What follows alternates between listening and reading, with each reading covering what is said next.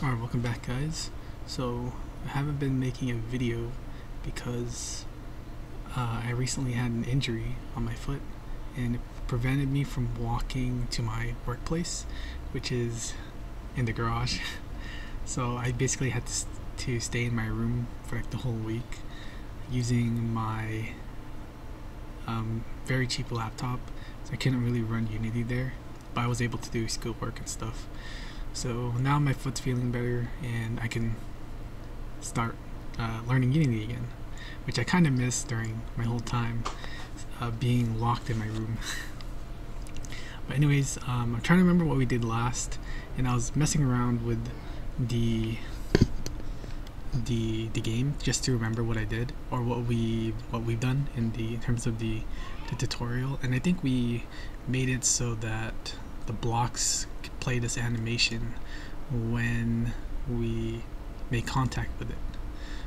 I forgot how it works, so let's look at. I want to look at the scripts again.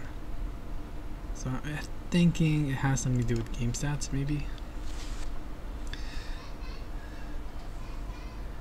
Oh no, it has something to do with the blocks. My bad. It's the block script. So we have, that's for the audio clip, the particle. I should probably put that. Particles.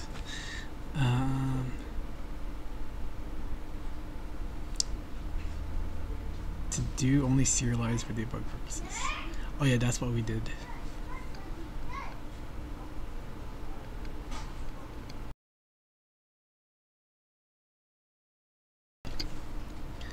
Alright, so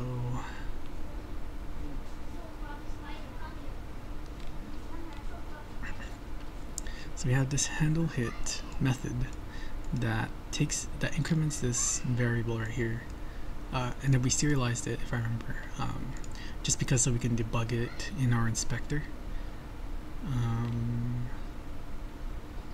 So the times hits would increase for every for every contact, which is the code right here.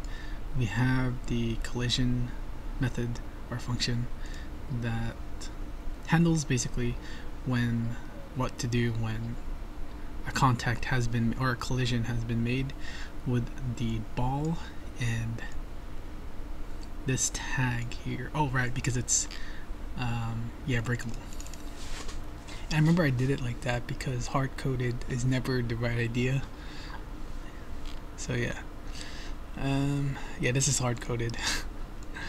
Should have, actually done like this maybe.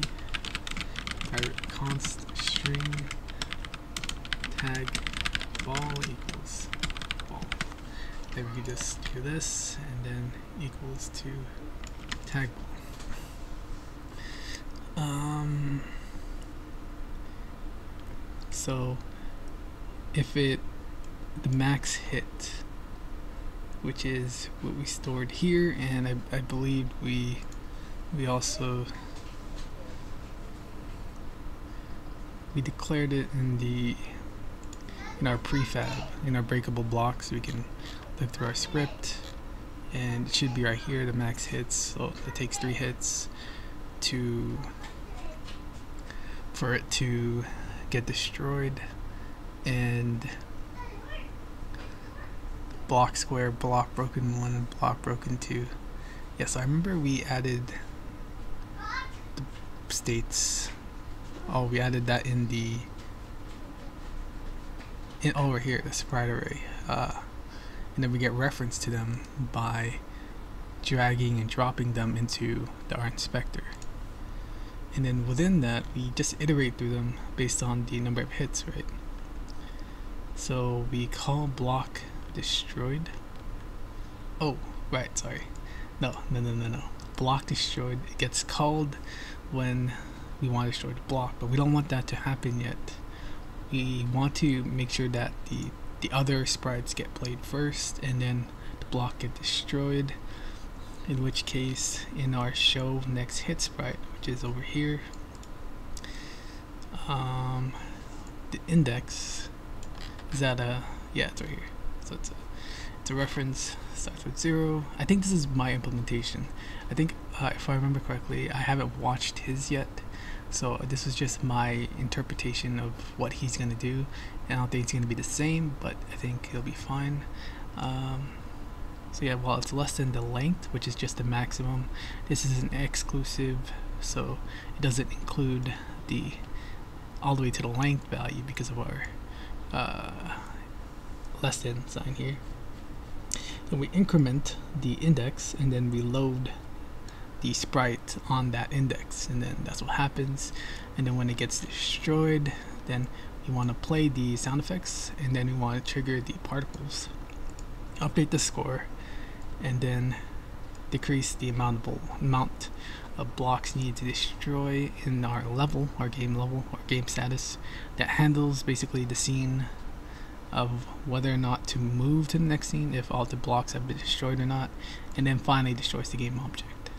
Yeah, it's been a while, but I think I forgot everything about the life cycle and stuff, and I forgot the issue we had where, like, even though we destroyed it, it doesn't get destroyed until the end of the life cycle, so it'll still have reference to it. Oh yeah, I think it had something to deal with the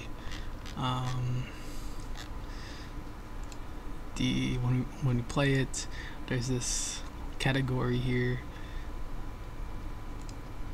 Oh wait, there's compiler issues. It says line 22. Oh no, line 11. Line 11. I probably erased something. Oh yeah, right, this one. My bad.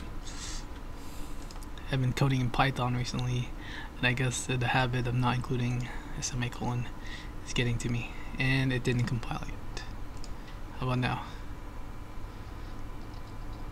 Yeah, so today might be just a reviewing session because I'm totally lost. Well, not totally lost, but I feel lost from everything that we've done so far, just because I didn't do 1 week of learning. But yeah, here we have the don't destroy on load category, which has a game status, which holds in a child object of the game canvas, and then the score text.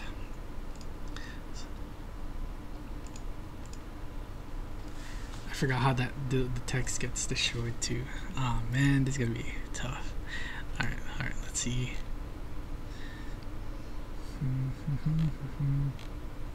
But I guess I'm really looking at the code right now. It looks like it's still readable for me, so I think that's a good sign.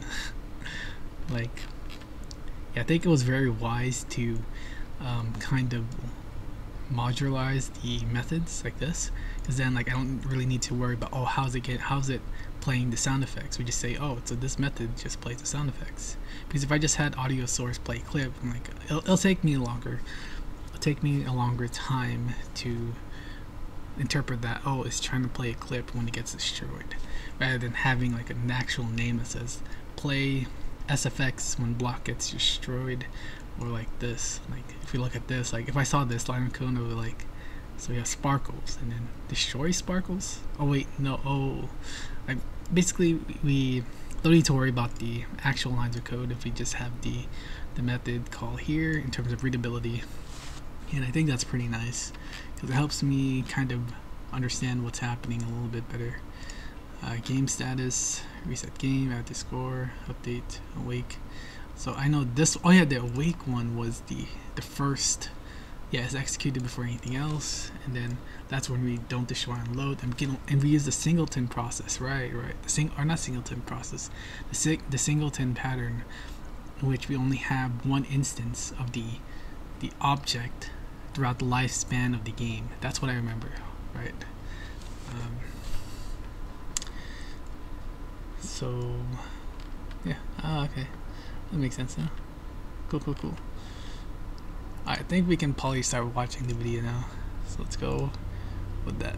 Oh yeah, Bitbucket. Yeah, I was trying to see if I can store it on Bitbucket or not, but I'll try to do research on that later when I have time. So let's see.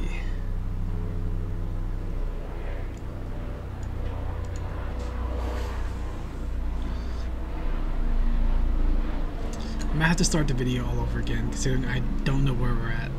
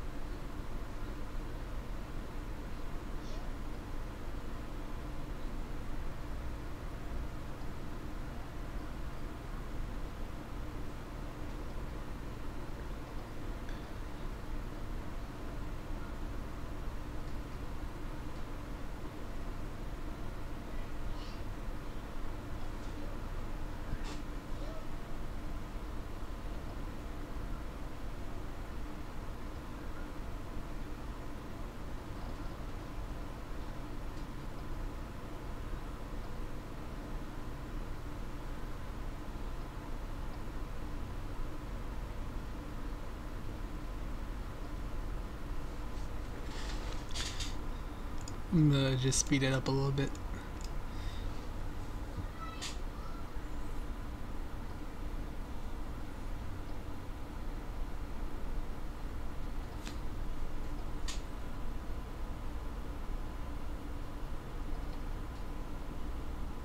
Oh, maybe I did already watch the part where he does it. I think, yeah, never mind, my bad, I didn't know.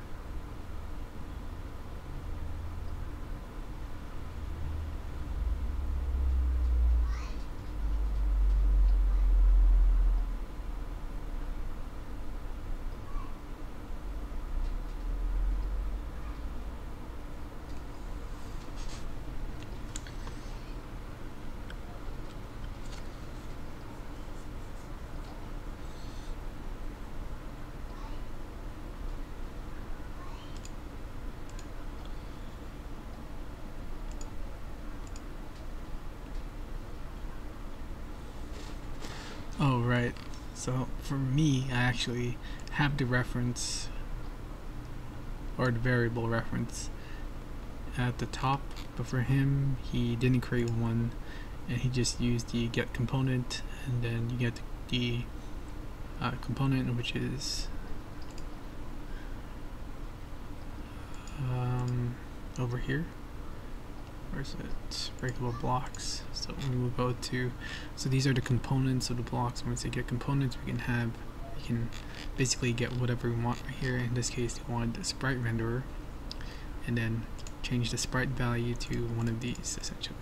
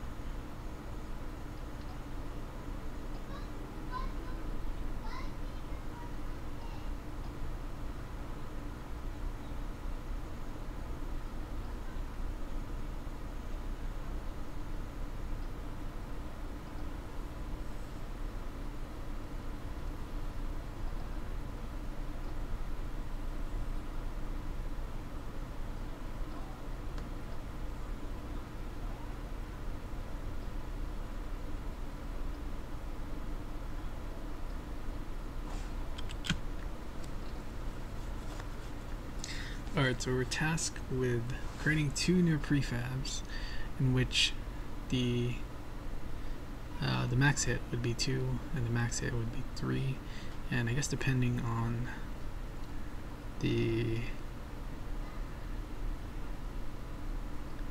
Wait, let me hear what he said again.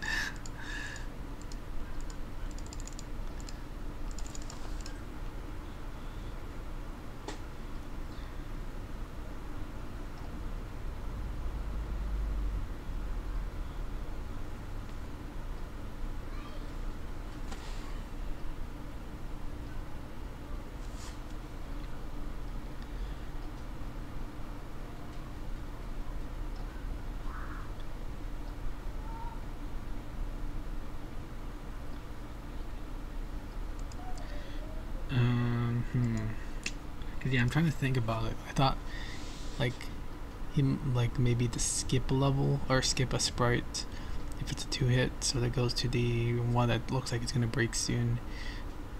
But I don't know how to do that considering we are iterating hopefully 3 times, because I don't know how that will work when if the max is like 4.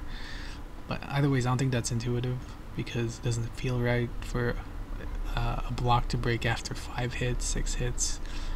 At that point, I'd be like, oh, what? But alright,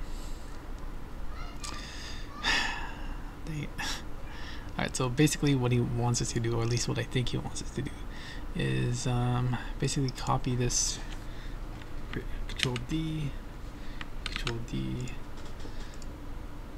oh dang, which one's a copy?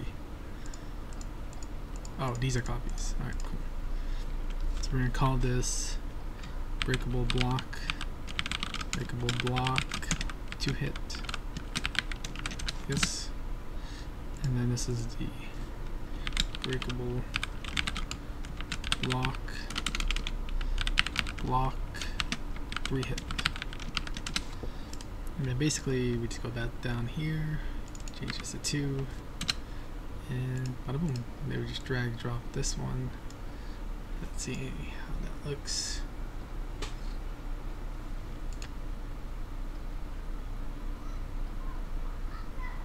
Oh man, wow. Well, why did it twice? But I guess it's a lot more difficult. Wow.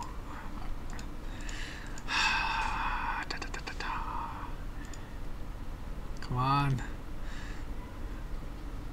Wow.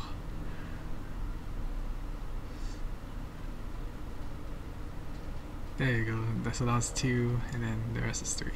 I'm guessing that's all he wants. Assign damage sprites and test. I guess that's pretty much it.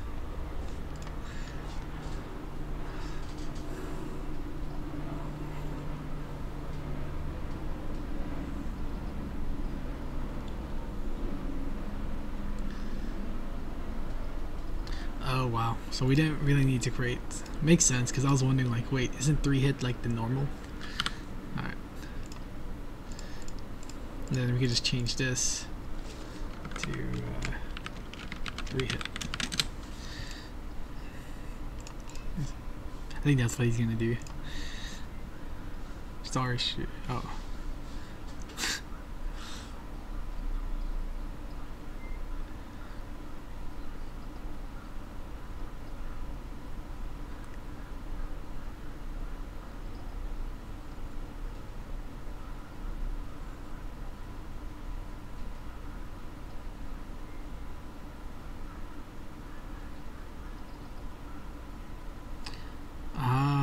I see. That actually, yeah, I never considered that. Wow. So instead of like changing the iteration, we could just, go here to the 2-hit and just, remove this, have it as 2, and then basically just change this one into the broken one, and we should be good. That should work as normal. So let's see that in action. Yeah.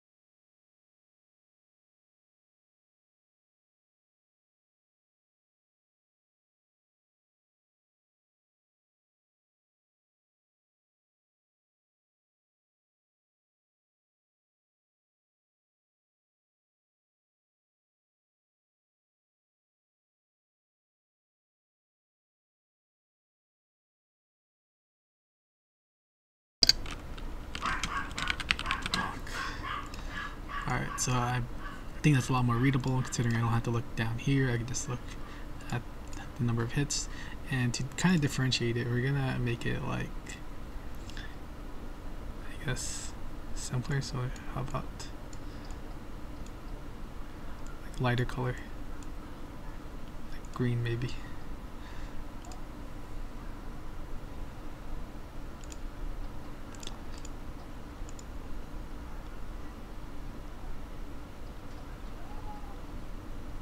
You know what? I forgot. I wonder how those sprites change color. Like when we look at the, I forgot how we did it, unless I'm mistaken. But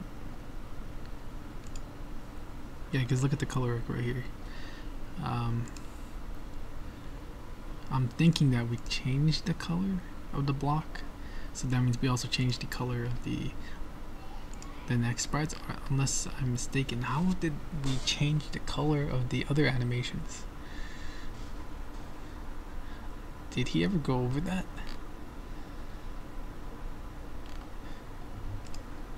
Cause like it's originally white, but then, you know, when I include it here, it still keeps the same color. I know we can change the color with this, like the actual color of the sprite, unless we somehow, you know, altered all the other colors when we did that. I forgot how, if we did that or not, because it seems like we didn't. We had the array, then we just generated to the new sprite essentially. But did we ever change the color of it? Unless it does that automatically, to which I'll say, dang, that's pretty cool. But like, how do we do that? How did we, is it event system? Oh wait, this is, wow, I thought I was doing scripts for some odd reason.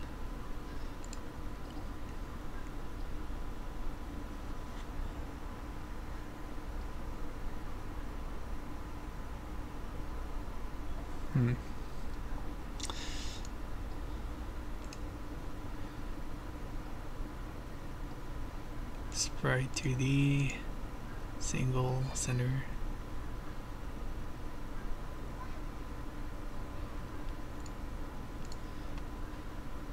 Because yeah, I think that was the only instance when we actually saved that. My only guess is that it does replicate the original block's color, because when we go to block, oh, that's why. I got it now, I got it. So yeah, I think it does it automatically. So here our block color is this, and then when we change it, this color doesn't reset. It's the same color. So I think that's what happens. That makes sense. Wow, that's pretty cool. I guess we don't have to do the extra work for that. Alright, let's continue.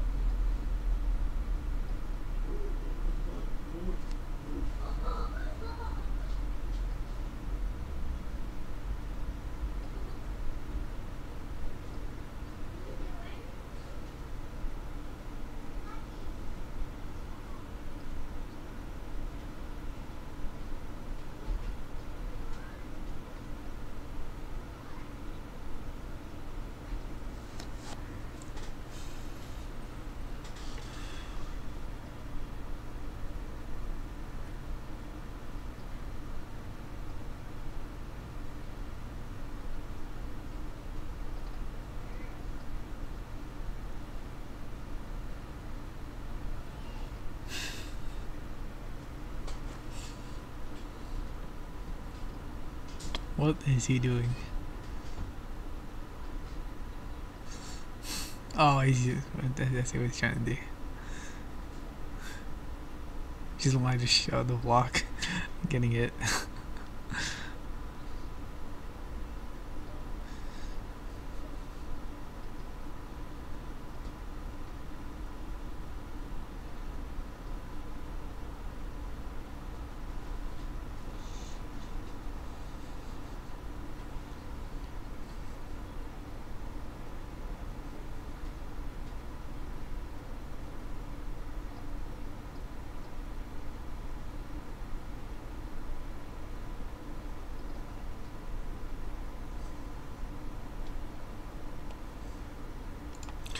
So now we're gonna take a quiz. Let's see if I can remember. So in the game status script, we have a public method named reset game from another script. Which of the following lines of code would successfully call the reset game method? Sorry, I didn't realize this period. From another script, which of the following lines of code would successfully call the reset game? So game status, yeah, it's not a component, considering it's a script, and that's an object. Kind of, it's a class. You can create an instance of it, so therefore it can be an object. No, because you still need a reference to it, so I don't think these two are correct. So we have our best chances to pick one of these two. So we have find objects with an S of type, and we have find object of type.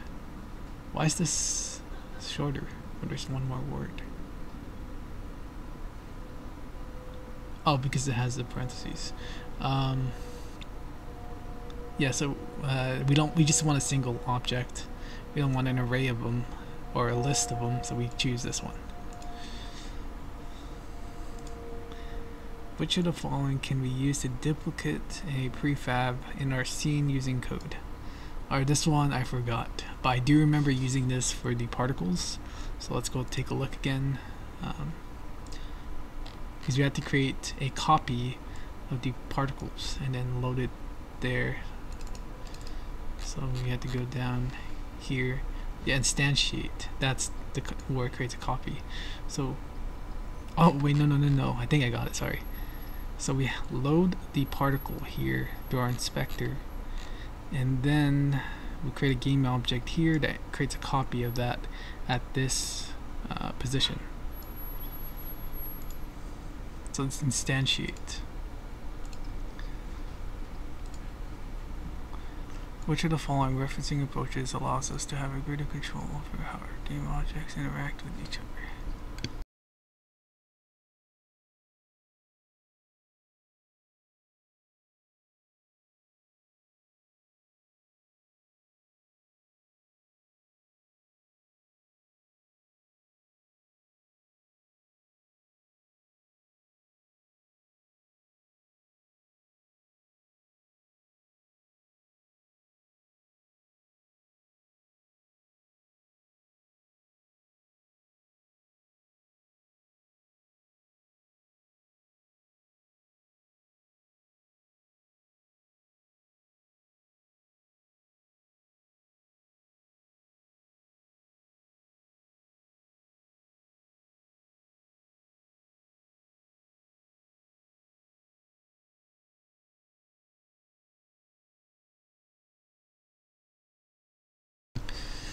Oh, sorry about that. I had to do something real quick. So let's see, which of the following referencing approaches allows us to have greater control over how our game objects interact with each other?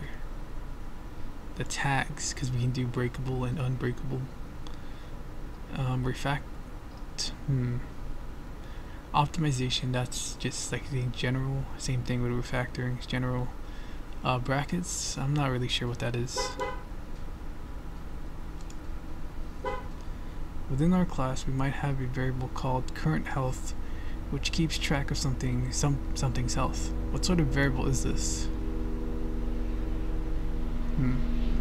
I mean, the only one that I remember is cached reference. Never heard of these before, so I'm just gonna go with cached reference because, wait, what? Oh, maybe he actually mentioned it in the video. Yeah, sorry, I forgot. So, but yeah, let's see. Within our class, variable. I know it's not currency because it's not a currency, but let's see.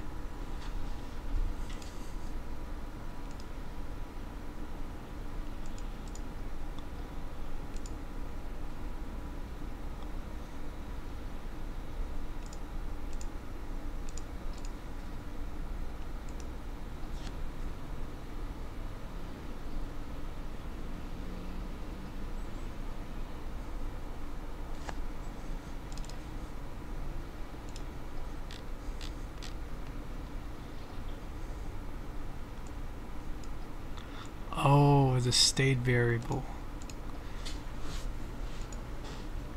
So these are config parameters, considering we can configure them, right? We can, since we serialize them, we can, oh, alright, so those are config parameters. Alright, cool. And then cache reference is anything that we don't want to really show in the inspector to change, but rather through our code, we want to see what type of references we can use in our code. And then the state variables is, I guess, a property that describes the current state of this object, maybe. I guess I'll stick with that. The state variable, got it.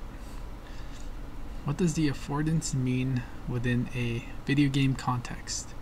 Keep the frame rate high enough that the players can always see what is happening in the game. Setting goals for the players to reach in order to win. Having enough money to buy Coca-Cola. Nah. I think that's it. Providing visual indicators to the players as to the meaning or use of things in the game. Yeah.